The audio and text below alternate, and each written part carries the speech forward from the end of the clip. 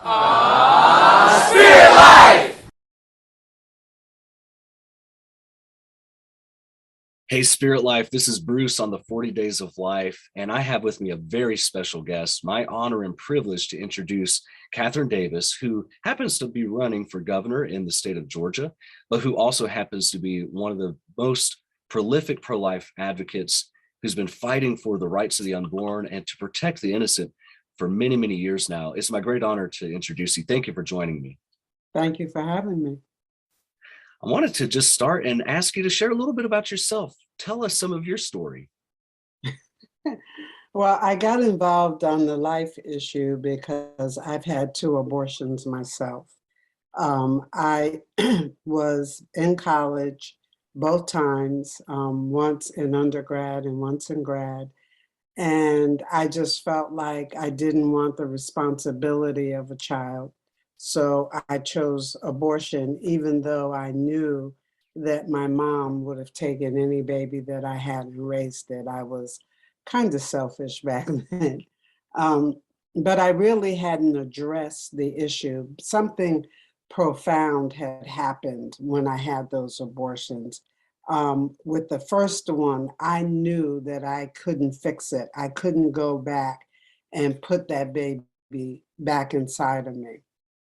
So I had a physical reaction to it. I actually fainted. As soon as I stood up, I went out like a light. Wow. And the second one, I heard the doctor counting my baby's body parts. And both of them impacted me with all of the typical post-abortion behavior. I became even more promiscuous. I drank a lot.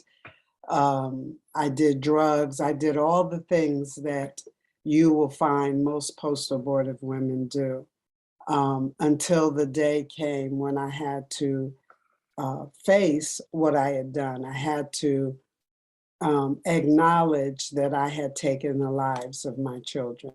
It happened on a Tuesday at a Bible study in Richmond, Virginia, and the pastors recognized I was in distress. And so one of them got on one side of me, the other one got on the other side, and they prayed for me until they felt a release that I was going to be okay. And then one of them put a book in my hand, Grand Illusions, The Legacy of Planned Parenthood by George Grant, and said, read this and then go do something about it. And that began my first understanding of how abortion is being used as a population control instrument. And that's what got me involved in the pro-life movement. Can you speak a little more to that? We've broached the topic in our series so far that especially Planned Parenthood, but abortion as an industry does target the Black community, and it is being used to diminish numbers of the population. It's tragic. Can you elaborate on some of what you've learned about that? Oh, sure. I mean, it's really easy for us to see it if you're looking at it. You don't have to dig deep to find out what they're doing. Like Planned Parenthood has constructed the lion's share of their um, surgical facilities in Black and Latino neighborhoods, and they're building them larger and larger, 10,000 square feet or larger. But most abortionists you will find in minority neighborhoods. They're not in the suburbs where many Caucasians live. They're mostly in the inner cities, usually near a college or university, and they are strategically positioned. Planned Parenthood acknowledged in an article here in Atlanta, Georgia, in Creative Loafing, that they specifically searched out the areas where they locate their facilities. So it's not an accident that they located one on I-20 off of Moreland Avenue. If you know anything about Atlanta, you know Moreland Avenue is where there's a large concentration of African Americans. And they acknowledged that they deliberately did that. So you can see it everywhere you look when they do marketing campaigns. If it's the political side of the persuasion, they want you to come out and hold your sign and rant and rave about a woman's choice. It is usually Caucasian women that are featured in that effort. But every other time, you will see they strategically place African American women, usually African American women of a darker skin color, that they will have in the camera's eyes saying this piece of legislation is terrible, and or as they market to Black women, like they did on Halloween a few years ago, where they tweeted out that it's safer for a Black woman to abort her child than to carry to term or give birth. They will do those kind of deliberate strategies to target African American women. It's just ultra sad that this would ever occur. But I think that the supreme irony of everything is exactly what you said. The marketing campaign is so misleading and deceptive. Whenever there's anyone that's using that much effort to deceive, that alone makes you understand that what they're doing is unethical. Exactly, exactly. But in this environment that has been created, that African Americans are being denied their rights, it's easier to see why Black women would fight for abortion, because it's been billed since 1973 as a right, a constitutional right. Forget the fact that there's nothing in the Constitution that says you have the right to take the life of another human being, but that's how the Supreme Court phrased it in the Roe v. Wade and Doe v. Bolton decisions, saying that, well, we really don't know if it's a person. You know, we don't have the technology to determine if the child in the womb is really a person. And they used very vague language to get us to buy into this notion that the child is not a person, but it's a blob of tissue, a product of conception, these inanimate kinds of terms to help us override our consciences that we are taking the life of a person. No, we've talked in the series up to this point that science has really proven what we all knew to be true intuitively, that this is not just some glob of cells, it's a human person. We can see with the ultrasound technology, and we know from DNA science that this is a unique human being. But what I find intriguing is how you really hit the nail on the head about the civil rights component. When the pro-choice people take the angle of this is a right, this is a human right, or a women's right, it's really, like I said, that great irony. They're twisting what should be our perception of the human rights of the unborn. Of the unborn, that's exactly right. And they are masters at it. They actually pay a strategy firm to give them the language to use. And I know that because that's what they did against the campaign that I did with Ryan Bomberger of the Radiance Foundation. We did a Black Children on Endangered Species billboard campaign. And they paid an organization named Belden Rusinello to come up with talking points to refute the notion that Black children are being targeted. And they were very specific, and it's language that they use today. So when someone like myself will go into a Black community and talk about life and how we are being targeted, their response is, well, why are you making it worse for African American women? You know there's disparities in healthcare. Or they will raise the question of the Black maternal mortality rate and saying how Black women are more likely to die in and from childbirth, but they don't connect the dots to show that some of that Black female mortality is due to the abortion itself, because women are still dying from abortions. And the longer the woman waits to get that abortion, the greater the risk that she too is going to die. And all across the country, we periodically hear these stories surface, horror stories of women that are dying, sometimes torturous deaths, as a result of a botched abortion, or because of the poor medical care that the women receive in these abortion centers. That never gets highlighted, but it's a reality. Yeah, I was appalled at the Gosnell revelation, but I think I was almost equally appalled at how quickly it went away. And this is not just one isolated episode. These kind of things are happening. Oh, that's true. And it's happening in the largest abortion provider in the nation, who is Planned Parenthood. Their facility in St. Louis, before they kind of sort of closed it down, they haven't completely closed it down, but I think the last time I looked, there were like 80 women, documented cases of ambulances coming to that facility to take women to get the emergency medical care that Planned Parenthood, none of them are equipped to provide once they injure the women. The injuries are massive injuries, I mean, heinous injuries, leaving parts of the baby inside of the mother. When those facilities are inspected, you find that they have rusted equipment, or they don't know how to properly sterilize the equipment. So they are passing disease through the dirty instruments. At that St. Louis facility, one of the doctors literally said, "Oh, I'm supposed to change my gloves in between every procedure."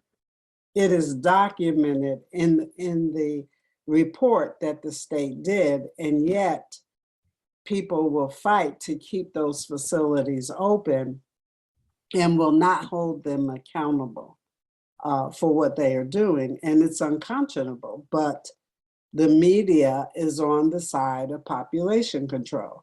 They're on the side of eugenics, which Margaret Sanger, the founder of Planned Parenthood, was a leading eugenicist in this country, and she developed the Negro Project specifically to entice Black women to take, at the time, birth control, and later on her organization when they began to promote abortion. And yet we continue allowing them to target the Black community. So a couple of years ago, the National Black Pro-Life Coalition and I filed a complaint of discrimination with the Department of Health and Human Services to get them to look at the targeting, and we outlined specifically how they are doing it. And we have yet to hear about it, but we did make that complaint because Planned Parenthood, who acknowledged that they are a systemically racist, white supremacist organization, their words, not mine, are continuing to go after Black babies in the womb. And so we work to try to get it to stop. I remember a number of years ago when there were the undercover phone calls and investigations, and people were asking, can we donate specifically to abort Black babies? And the people on the phone just embarrassingly were agreeable towards it. And it seemed like, again, that story was suppressed. Yes. You know, the media is on the side of population control. That's exactly right. And they are succeeding because in both the Caucasian and the African-American communities, we are no longer having enough children to reproduce ourselves. But it is decidedly worse in the Black community because of the targeting. What do you think about laws? Because you mentioned earlier how even the abortion facilities are unsafe.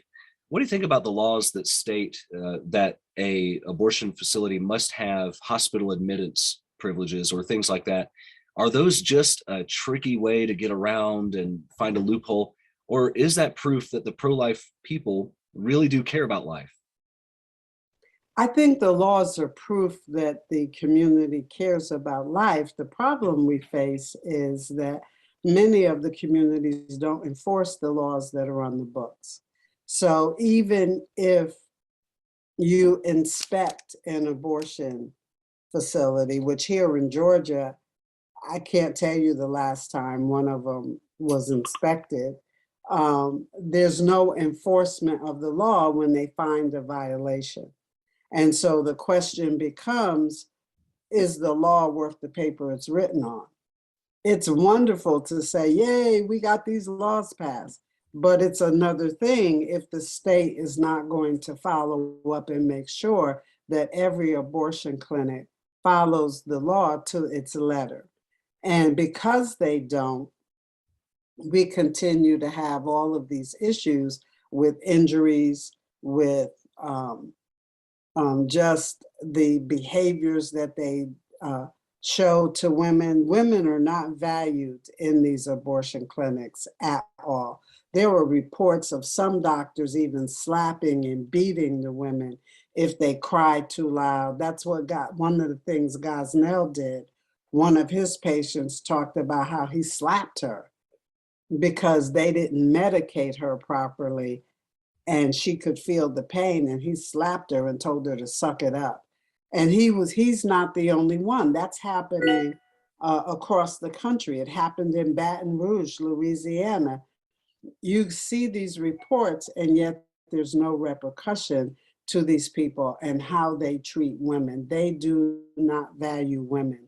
And it's just sad that so many women fight to keep these abortion centers over, and they wave their hangers and we won't go back, when the hanger just put on a suit and walks in the front door instead of you having to go to the back alley. They're very damaging psychologically and physically to the woman, but we don't address it. It gets suppressed in the media. I think that there's a misconception that if we were to limit or outlaw abortion, women would inflict self-harm and these kind of things. But the studies I've read so far don't necessarily bear that out. And it shows that where there's been places that abortion has been restricted, women seek other options. They just choose not to abort. Maybe it's adoption, but maybe it's keeping their kid or something else. Correct. But the thing that I am most concerned about, is when abortion ends, because I believe Roe v. Wade will be overturned, whether they do it with the Dobbs case or another one of the heartbeat cases. I believe this is the last year that America will have legalized abortion. And I believe that the abortion industry knows that that's the case. And so they are quickly shifting their focus away from surgical to the abortions by pill. And my concern is what's going to happen to these women if they are buying these abortion pills over the internet. There wouldn't be any examination to determine the physical ability of the woman to survive an abortion, but also they're not measuring the psychological impact of the mother seeing her child in the toilet, or what is the impact going to be as these women start flushing the children into our water system? What impact is that going to have on us overall, health-wise? And then what happens to the woman? Abortion is no longer legal, and she orders the pills over the internet, and it goes south because one of the side effects of the pill is excessive bleeding, hemorrhaging. And her fear to even go to a hospital to get help, because she knows that what she's doing violates the laws of the state that she's in. These are we need to be concerned about and seeking laws today before Roe v. Wade is overturned, so that we can put some things in place to help women who initially are so used to having abortion legal in their lifetime that they wouldn't know anything else to do. So there has to be a cultural transition from the free-for-all that abortion is into the restrictions. Yeah, I did some research on the abortion pill, and it's caused 4,000 adverse effects that we know of. And you mentioned Yes, hemorrhaging, severe life-threatening infections. It's killed yes, 24 mothers, and no one yes, seems to want to report this. But again, that's a serious thing. And us pro-life people care about this because we are truly and actually pro-life, not just pro-birth, as some people accuse us.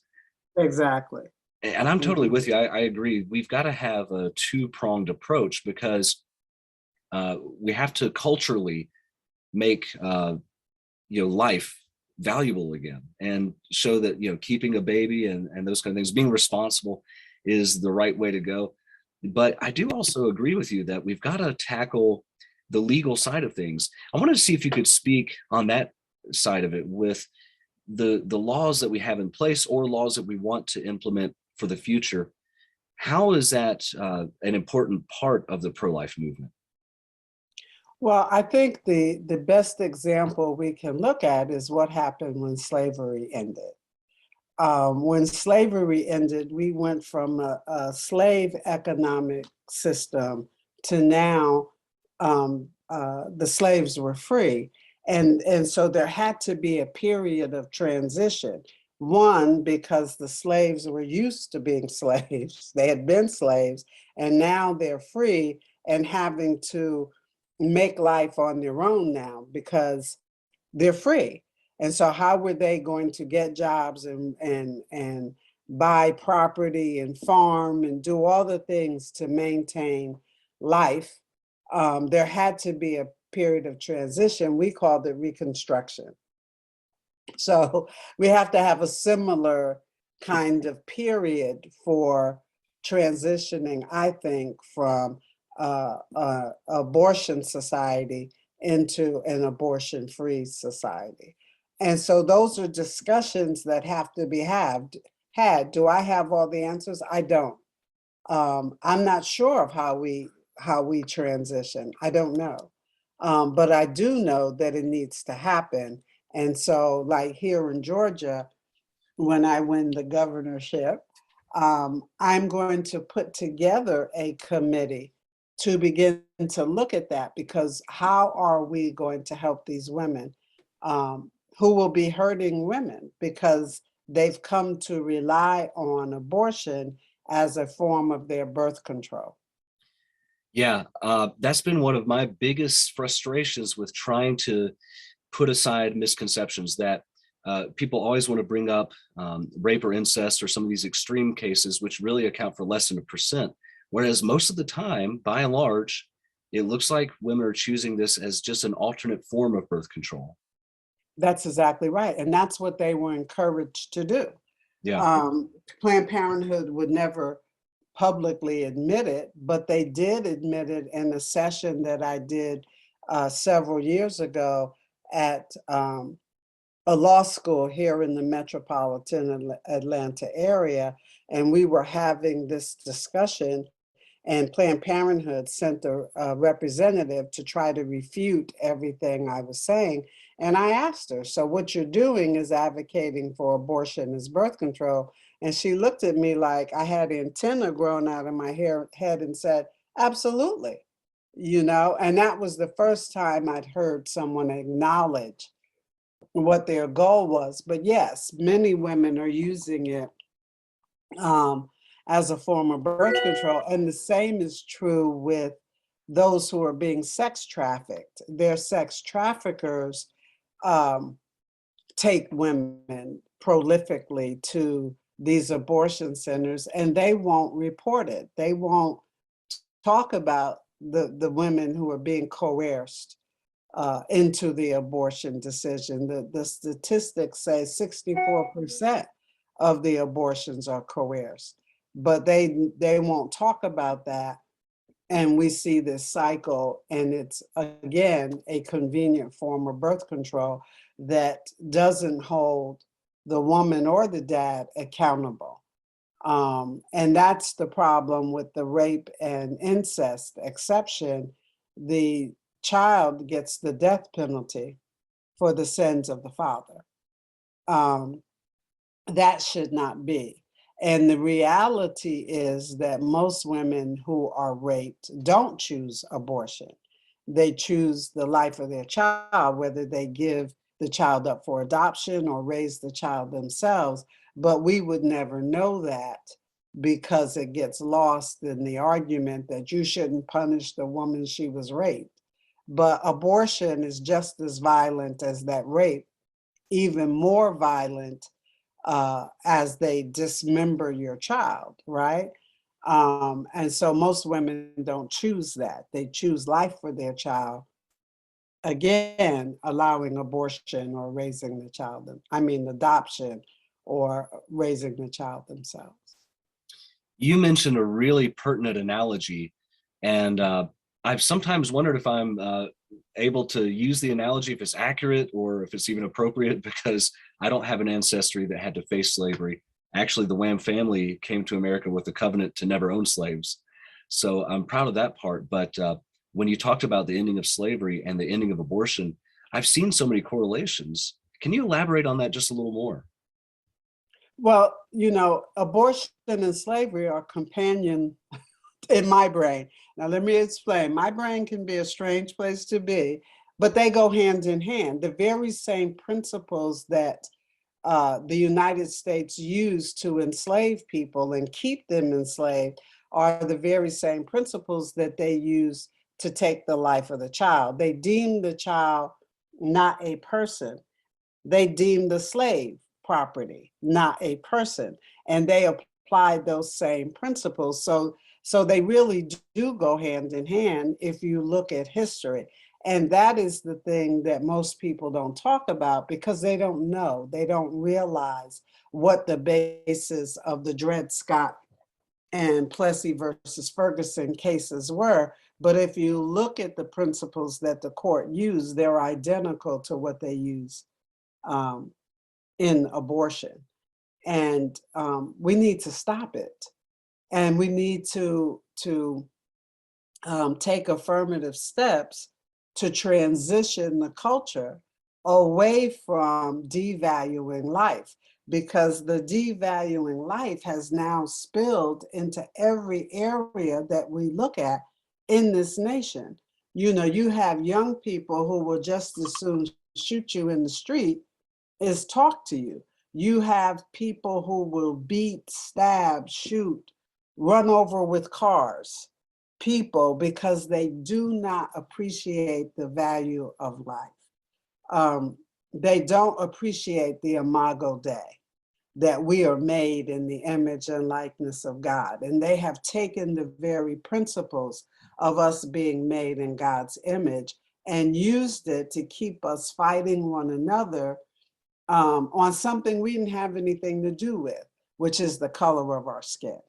And so at some point, we have to be deliberate in transitioning the culture away from this idea that taking the life of the child in the womb, which is supposed to be the safest place you could ever be, that it's okay. It's not okay, but it's going to take some time for us to transition the women of childbearing age away from the notion that it's okay to take the life of their baby. I've heard pro-choice people say, well, if you can't figure out every solution and how to live in a post-abortion nation, then we shouldn't end it. And I feel like the analogy is clear that people could have used the same rhetoric in the days of slavery and said, well, unless you can figure out every detail about how to take care of the post-slavery America, then we shouldn't do it. But the immediate action that we need to take is the same that they took, to give human rights to those that are most vulnerable. And it's not the government's role to take care of every facet of human life. We have responsibility for ourselves. It's like the Bible says, a man that doesn't work shouldn't eat. So we don't need the government to supply every single answer. And quite frankly, in this nation prior to 1973, we were able to take care of ourselves and women all the time. And the lie that Bernard Nathanson, and I forget the other guy's name, who was in cahoots with him about abortion, They admitted they made up a number, but there weren't millions of women killing their children in America um, prior to Roe v. Wade. That just was a lie that he made up in order to sell abortion as a right in the country. So it's not hard to imagine a post-Roe America, because all you have to do is look at it pre-1973, and you will see America taking care of our responsibilities and our children. You know, children used to be a blessing, and the abortion industry has basically turned them into a curse. Um, but I can tell you, as I travel the nation, how many people now wish they had made a different decision because they see their friends with grandchildren and they can't have any because that abortion has took their fertility, right? Or maybe that was the only child they were ever going to have and they were never able to get pregnant again. Um, and now they wish, oh my God, what did I do? I don't have a legacy. I don't have, I can't carry on my heritage, my line, because I made that decision. Um, it's not without consequence. And I haven't met a woman who honestly talked about the benefit of taking the life of her child. I haven't heard women really, I've heard women read scripts to say it was the best decision I ever made. Sure. But I want to see that woman when she's by herself and the cameras are on her and she's going through the impact of what that decision did to her. So there's no benefit here to taking the lives of our children, and we just have to be diligent to re-educate the culture towards life, towards valuing our ability to bear children. Well, you and I are both God-fearing, Bible-believing Christians. But what I find fascinating is a lot of the culture that used to seem to fit only within the realm of Christianity has permeated the larger culture. And for example, abstinence used to be kind of a church word, but I've seen this younger generation embrace the concept more than ever before. And it seems that people are turning the tide a little bit in the younger generation. It seems that maybe for whatever reason, the pro-choice movement was too extreme and it pushed people away, or for whatever other reason, people are beginning to see that responsibility and taking the value of life or positive values, even if they're not religious. That's right, because who wants to believe that you don't have value? And what Planned Parenthood and others have sold our children is that they're just a hair's breadth above an animal and can't control their appetites. And so you should just be a piece of meat for whatever guy or girl that comes along. And there's no real relationship. There's no familial relationship because they worked to break up the family. One thing that many people don't realize is that when the National Organization of Women was having their organizational meeting in upstate New York, they set as their goal that they were going to make cultural revolution. And how were they going to do that? By destroying the American family. And how were they going to destroy the American family? By destroying the American patriarch. And how were they going to destroy him? Through promiscuity, homosexuality, eroticism, and prostitution. So who was going to be the prostitute? Who was going to be erotic to come after our men? That's what they did. And so now the Me Too movement is saying, whoa, whoa, whoa. But it was women who unleashed the beast, if you will, and men to treat women as if they were property or pieces of meat. You know, it used to be that your dad, your uncle, your brother would fight for you and would protect you from these kind of predatory men. But the National Organization of Women said no, somehow removing the boundaries of family was going to enable women to feel more or be equal to men. Well, we can never be equal to men.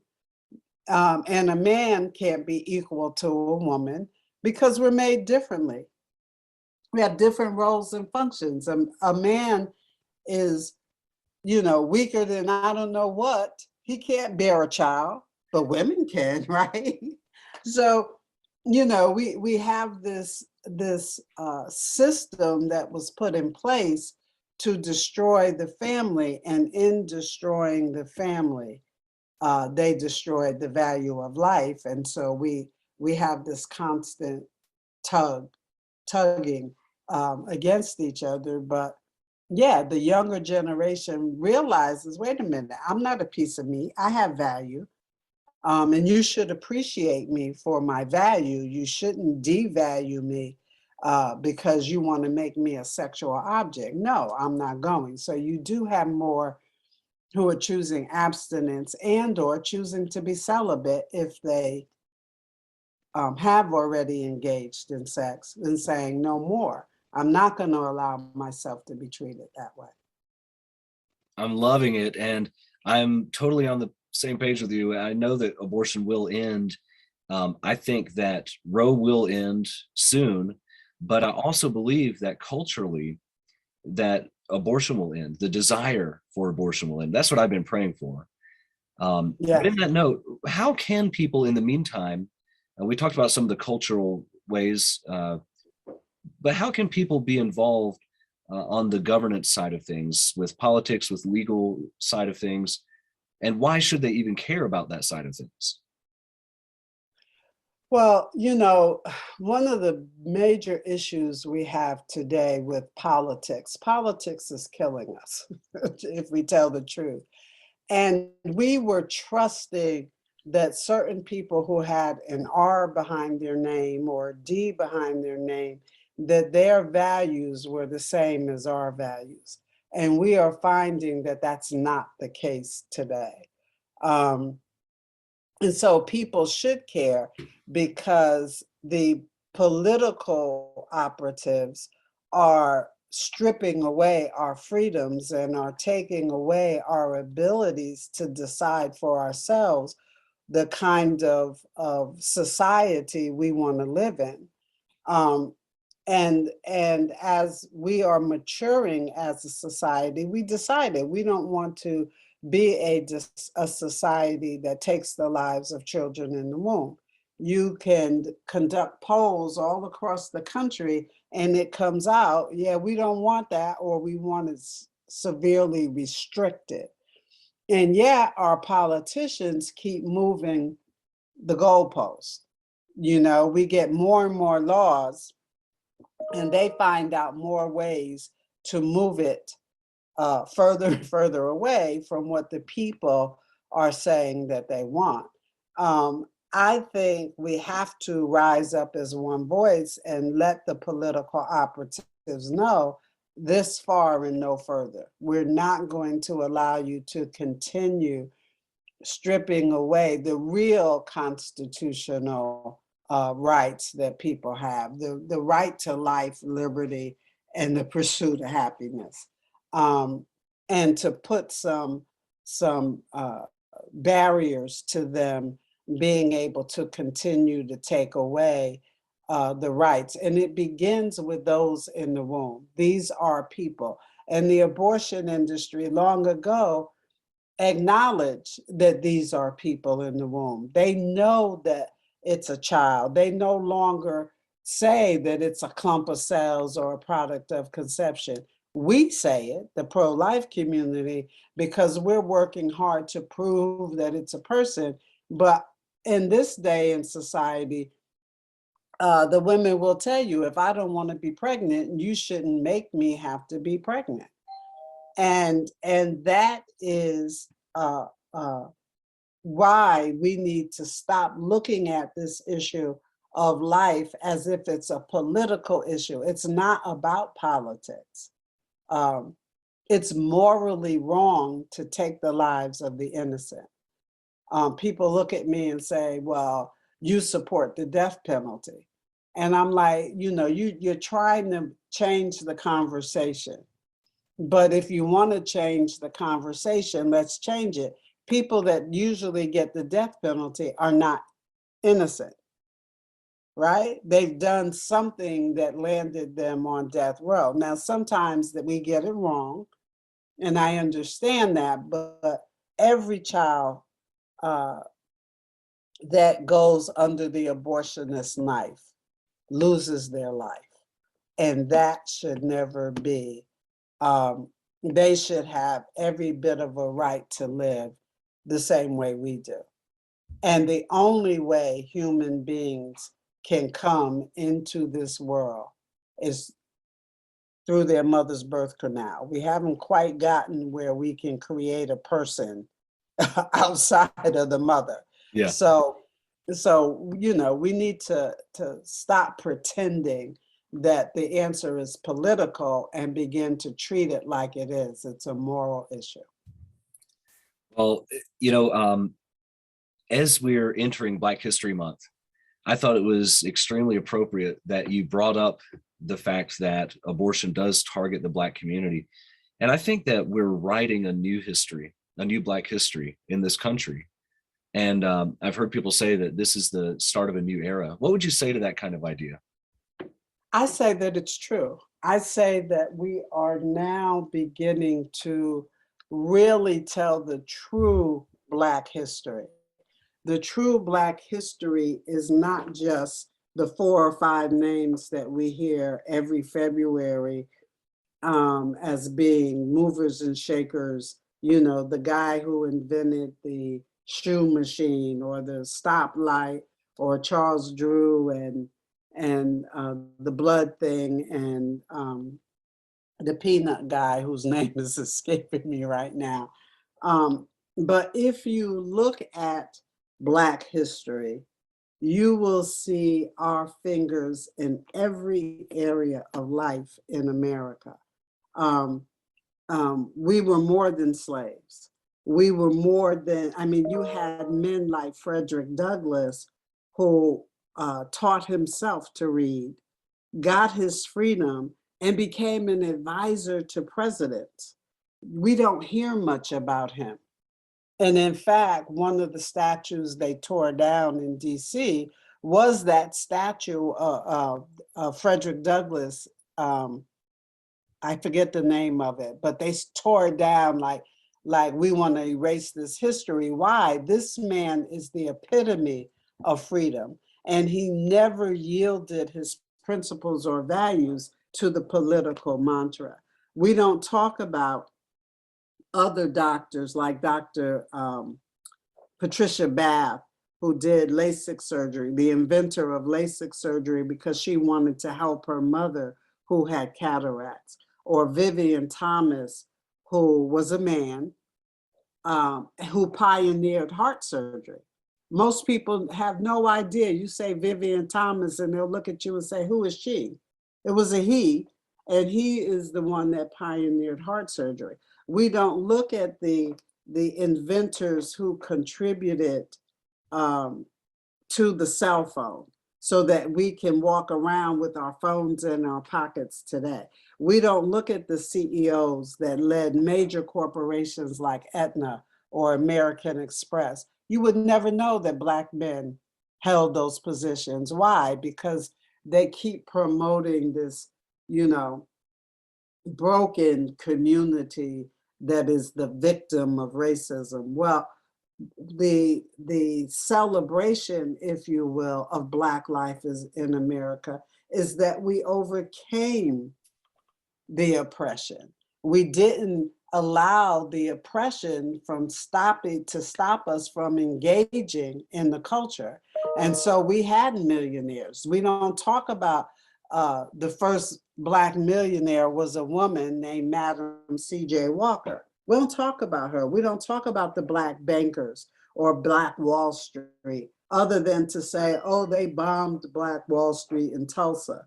Well, the other side of that story is that the white shop owners in Tulsa gave their insurance money because their businesses burned down the same way the Black businesses did. And they gave the Black businesses their insurance money to rebuild. But nobody knows that because they want to continue painting us to be this victim of this horrific system that, quite frankly, was never able to truly suppress us the way they want us to believe. So, yes, I think we are in a new era, and I think that you are going to be able to see more and more examples of the true Black America, which is America, one nation under God, indivisible. Well, especially going back to your comments about how Planned Parenthood and abortion has targeted the Black community. As fewer and fewer succumb to that false PR campaign and they awaken to the truth, and as culture in general values life more, I agree with you 100%. It's looking like there is not anymore this victimization mentality, but a rising up to become more powerful and strong and, in my opinion, blessed by the Lord. Absolutely. And we used to celebrate that heritage that God breathed on. We used to be very proud of those who rose above, and we were shooting to be like them, right? But somewhere in the last few years, that mindset has gone the way of political indoctrination to believe a lie, to believe that, you know, all Black people in America are just beat down and pitiful and can't accomplish anything because this white privilege is oppressing us. But you look around and you see more Black millionaires and billionaires than ever. Where'd they come from if we're so oppressed? How did they get to be if all we can hope for and strive towards is getting the government to do something for us? It's ludicrous. And that is the paradigm, I think, that people are going to begin to see, and they're going to rise up and push back against that narrative that, you know, Black people can't. We can, and we have, and we did, and we will. Amen to that. You mentioned something earlier that I want to try to kind of end with. You said that politics is killing our country. But here you are in the realm of governance. I think there's a big distinction between politics versus governance. And as a Christian, I think that governance is a very biblical concept. And, you know, we're called, I mean, God even created us to have dominion over the earth, to govern things, to order things properly. And can you speak to that just a little bit, as the difference between politics and all of the backbiting and the staging and everything versus real and true governance? Yes, politics is a particular ideology of, to me, a very small group of people. So you're being encouraged to adopt and accept the ideology of this group. Like, I can remember a few years ago, the Democrats at their national convention decided that they were going to take God out of their platform. And they did. They took God out of their platform. But the ungodly are ungovernable.